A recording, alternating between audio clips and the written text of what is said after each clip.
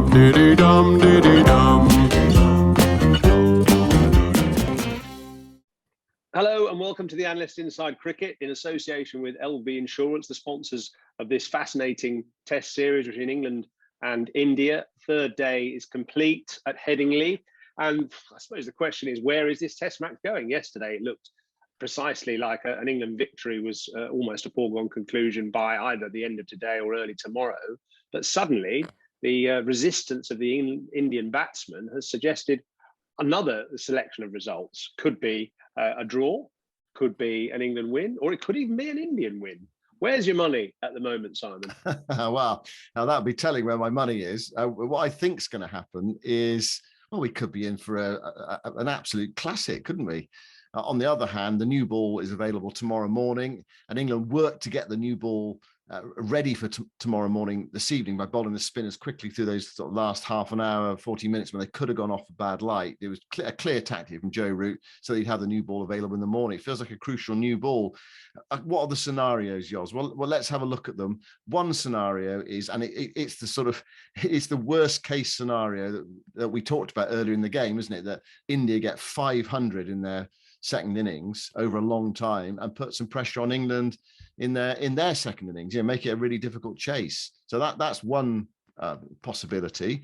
The other one is the new ball does its work tomorrow and England gradually work their way through India's batting lineup and they win by close to an innings or 10 wickets, 8 wickets, something like that with a short chase. And perhaps the third one is a sort of chase of 80 or 100, something like that. I just can't see it being a draw unless, weather gets involved, bad light or something like that. I just can't see it being a draw, but the draws come back in a bit. It has actually. I mean, if we look at the who's winning graphic, which those of you who are watching on video will see. And by the way, if you want to watch this on video, it's available on the Cricketer website at thecricketer.com. You can watch us as well as listen to us. And this graphic is telling us that after the end of the third day, England's potential win percentage is down from 90 pretty much midway through the second day to now actually at 75. And India's has crept up from 3 to 7%. And the draw is heading up towards about 10 to 15%. So it's the draw is sort of edging a little bit closer, which you sort of poo-poo. The Indian win is certainly still very remote. And the England win a strong possibility. And I think actually that the evidence is fair enough there actually, because what England did quite well, I thought today, was bowl those spinners at the end and used up quite a lot of overs. I mean, they gave away a few runs, but they also got closer to being able to use the new ball very early tomorrow morning. In fact, immediately tomorrow morning, which I think will probably be the key passage of play. It deserved more wickets today, the new ball, than it actually got. And so often you get these things going sort of cycles that one day you play and miss and don't get out. And I think that happened a bit today. In the first innings, India played and edged and got out. And maybe it's going to go back to that scenario tomorrow, because I thought England actually bowled really well this morning. And they also played well, the batsmen. But England probably deserved and would have hoped for 3 wickets with that new ball rather than only 1. Yeah, I think the stats say, don't they, that actually England bowled just as full as they did in the first innings, if not a fraction fuller, and that India played and missed even more, or at least there were as many wicket taking balls delivered. And I thought Overton was excellent and Robinson was excellent today. They went at just over 2 and over. They looked to be a constant threat, a constant menace. Jimmy Anderson bowled a third spell that was a bit wayward, or might have been his third spell that was a bit wayward, bowled a bit leg sideish, went for 20 in 2 overs, just released some of the pressure, but he was threatening with the new ball as well. It was sort of one of those days, wasn't it? And fair play to India. They battled through it. Pujara scored quite freely. He was given a few free balls on his pads, which he put away. And Kohli looks determined as well. And Rohit Sharma likewise, until he got his what should we call it? Iffy LBW, Yoz. I mean, you take them all as bowlers, don't you? But I mean, that really you definitely do. and it's a fact. If the ball clips the stumps with no pad in the way, the bails fall off, unless it's the featheriest clip. Of course, actually nowadays stumps are actually, or bails are actually harder to dislodge than they were before the advent of stump cameras. So I suppose in a way, maybe they should calibrate umpires' call a bit differently, taking into account those stumps which are a bit more rigid. I mean, we've seen a number of occasions when the ball has hit the wicket and the bails haven't fallen off when the ball's been ricocheted back off the bat or something. So maybe those really tiny little feather clips on the stumps should never be given out, because the bails in the modern game are not going to fall off in that scenario. Well, I think lots of Indian supporters, I was looking on social media, lots of Indian supporters are saying it shouldn't have been given out. But, you know, it was one of those, actually, if you look at it, because the ball went away on the offside, the umpire must have thought, well, actually, that's probably hitting leg stump. If it's all gone away on the leg side, you probably thought, no, it's going down. But it looked a pretty good shot. Mind you, I thought the one earlier that was given against KL Rahul was out. I was watching it. I raised my finger. I was really surprised to see that one missing, and that was overturned. And of course, Rohit, he did get away with one earlier. He looked as if he got away with one where it was one of those difficult decisions, possibly for a third umpire, if Root had reviewed it in time, because it happened soon after one that was that England reviewed that was not out, and they lost a review. But those who haven't seen it, ball just clipped the front pad, then onto the back pad. So there were two noises, and I think the umpire thought that Rohit Sharma inside edged it.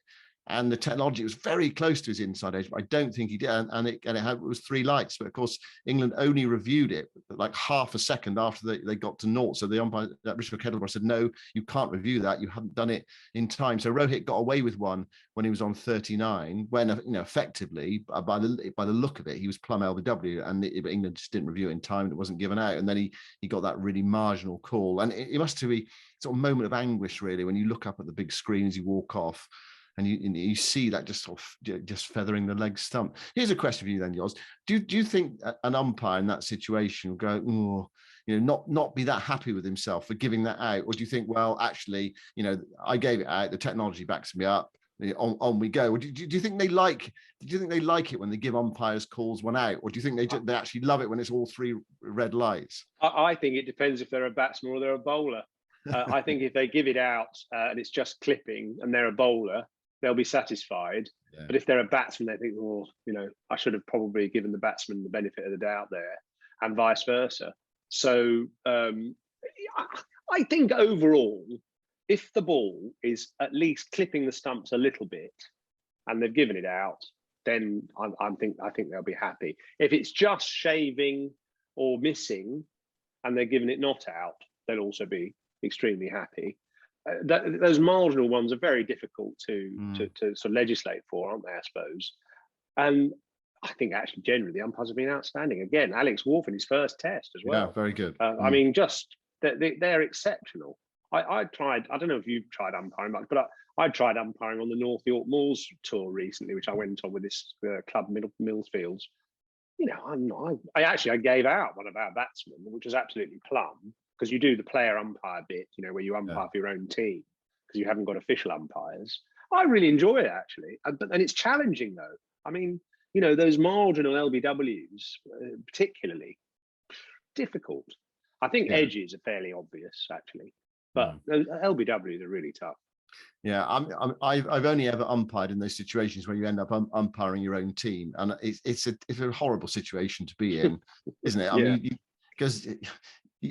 I say you don't want to give your own teammates out. If you don't like them, of course, you can fire them out. But but no, it's not. It's a horrible. You want to be neutral, don't you? And you try to have that sort of mindset when you go out to umpire. But it's not. It's not an easy job. And of course, the other thing as well. It's 5 intense days. You have to concentrate for those. All those 5 days. And that sounds obvious, but it's quite a mentally demanding task. And of course, that there's all the TV cameras are on you, the technology's on you the whole time. At least you can correct mistakes now. But is that every self-respecting umpire, especially at this level, wants to get it right. Alex Wolff, as you say, standing in his first Test match, he wants to get everything right. It's a huge scrutiny on you. Anyway, I agree with you. I think they've had a pretty good series, and collectively, and I think actually the Indian umpires who stood in the India-England series earlier this year, the ones that stood in the middle, had a very good time of it as well. I thought they were very good. So some of the it's actually nice to see home umpires, isn't it?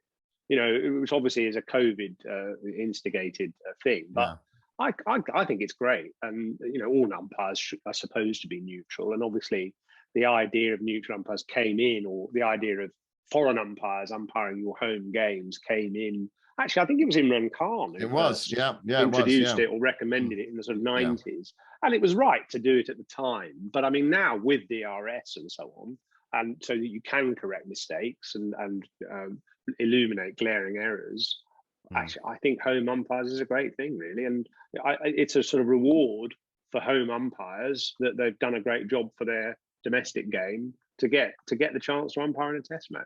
Yeah, I suppose the big issue is just having really good umpires, full stop, you know, wherever they come from. That's the key, isn't it? If you've got umpires who are just not very good, not quite up to it, then, you know, the game becomes a little bit of a lottery, things being overturned the whole time. That's the thing you want to avoid. So you want to raise umpiring standards. Before we go to the break, we should just touch on one issue. Jos, do you think England might regret the fact that they rather frittered away some first innings wickets? I mean, they were 350 for 3, and they were 432 all out, and there were a few casual shots played. I mean, not every batter in that, you know, middle lower order was got out. There was a bit of casualness, and you know, you're on top of the game. But is it about being really ruthless? I just wonder whether England might regret in the end not being really ruthless. In fact, Shane Warne was on commentary saying exactly that, not blaming England particularly, but saying you've got to be ruthless in these situations, not particularly picking on wickets or anything. He said that almost before the wickets fell. And he's obviously right. And I thought back when England got out, actually, I thought back to that test match in Adelaide in 2006, when England got about 550 or something and declared for 6 or 7 down, thinking, yeah, you know, we got enough.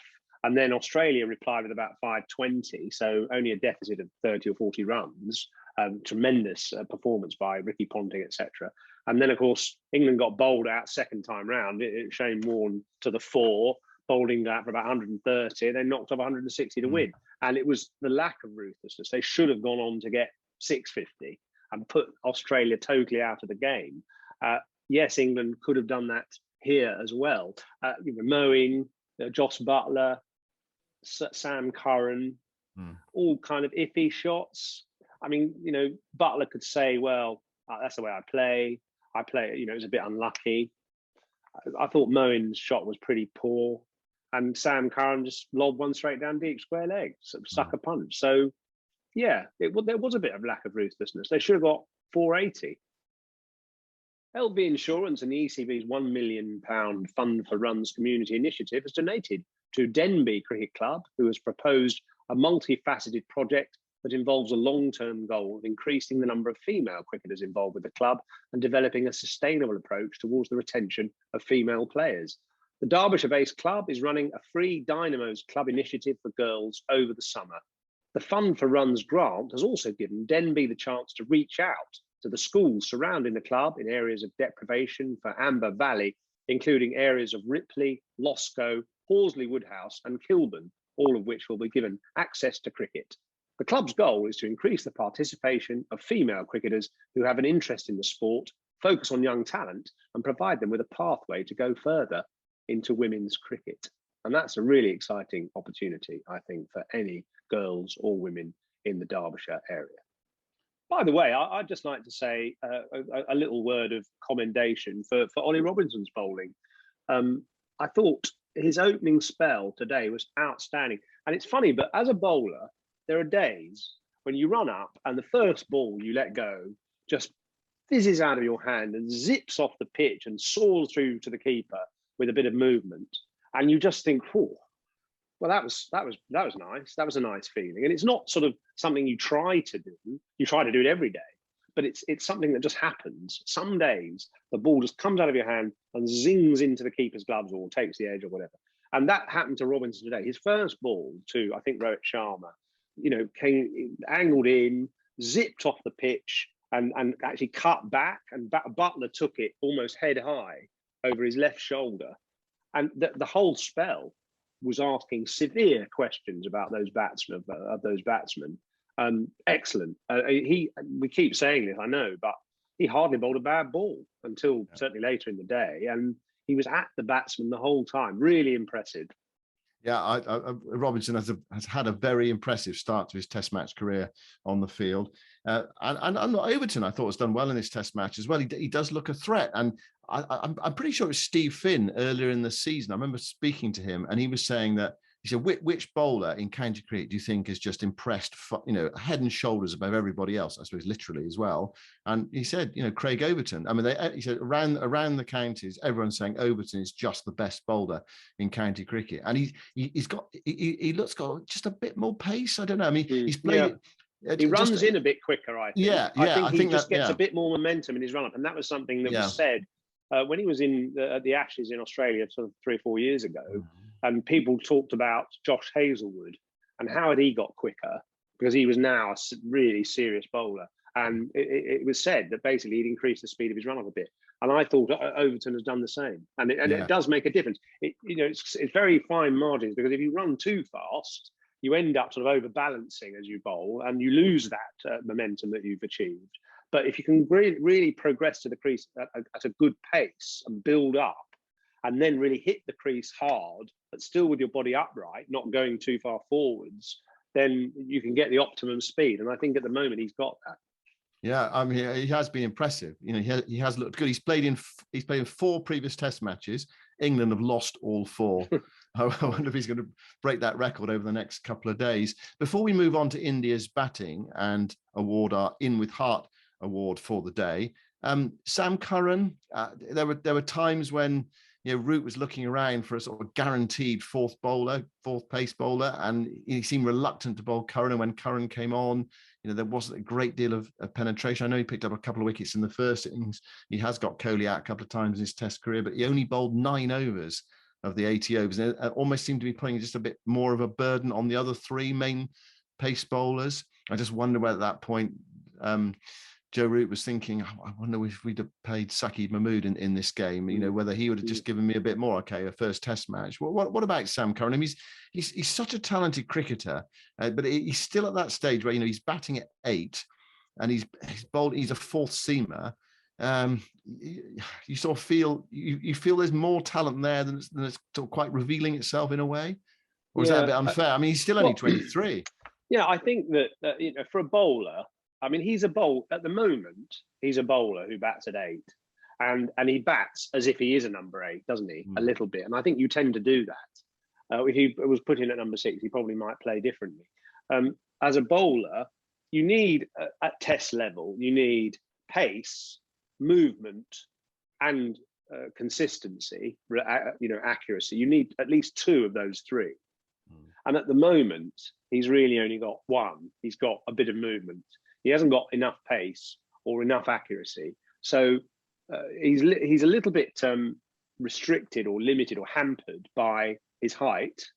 And I sort of identify with that a little bit, because if you are less than 6 foot, 6'1" as a fast bowler, your length, it's easier for good batsmen on good pitches to hit through your length ball, because your length ball doesn't bounce as much as a taller bowler.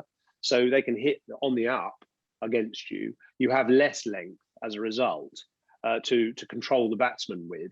Your good length ball can go for runs. And so Sam Curran is trying to get that swing, and from a foolish length. If it doesn't swing much, he's fairly easy to play, and he hasn't got that totally pinpoint accuracy or another ingredient to his bowling to make him really effective. So he's either got to get more movement or more pace, or you could say more height, but I think that's too late.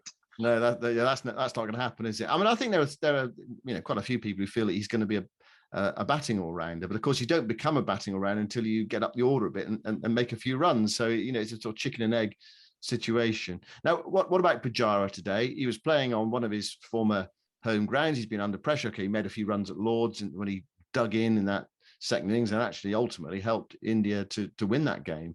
And who knows what's going to happen here. He's in the 90s overnight, the nervous 90s, not something you ever encountered in your first-class career. only on my bowling figures. How well did he play? And is he our winner of the In With Heart award today?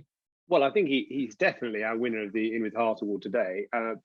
But I think what was interesting about his innings was it was almost like a man in the last chance saloon who realised, look, I don't want to go down, sort of prodding and poking around. If I'm going to go down, I'm going to go down not blazing, but at least attempting to be positive.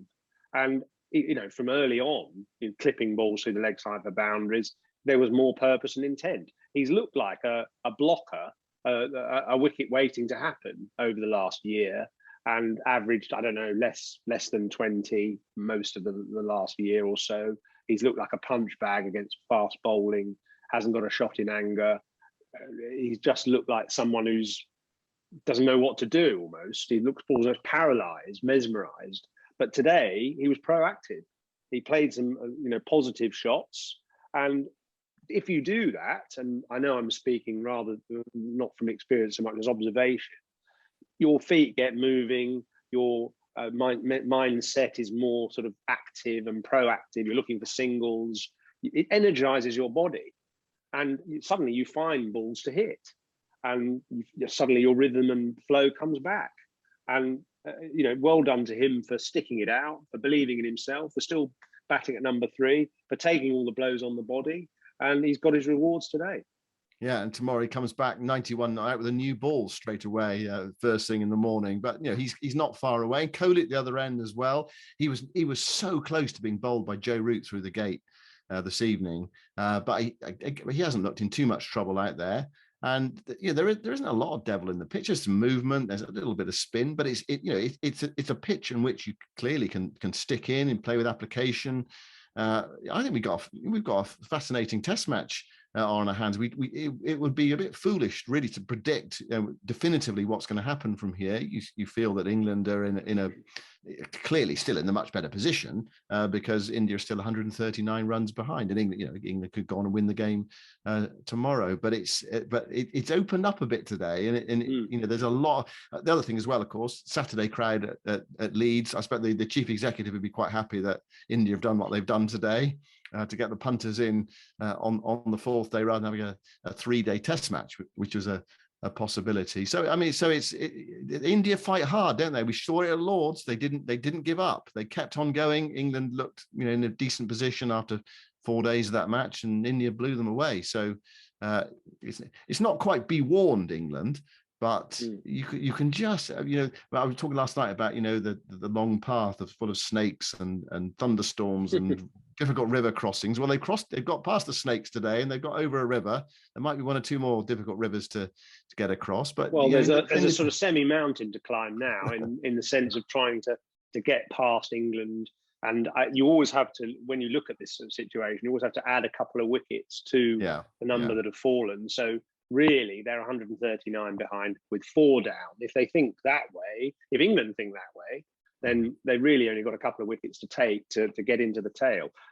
Obviously, they've got to get 3 or 4 wickets more, but you have to think 3 or 4 good balls with that second new ball, and they're in business. Yeah, I think that's how England have to look at it, isn't it? But it's one of if they don't get a wicket with the new ball tomorrow, then perhaps it is game on. Anyway, we'll be back to report on whatever happens tomorrow in this what has been a riveting Test series, and the arm wrestle continues into the 4th day. Really enjoyed it today, and hopefully we'll enjoy it even more tomorrow, Yoz. So thanks very much for listening. Goodbye for now. Dum diddy dum diddy dum.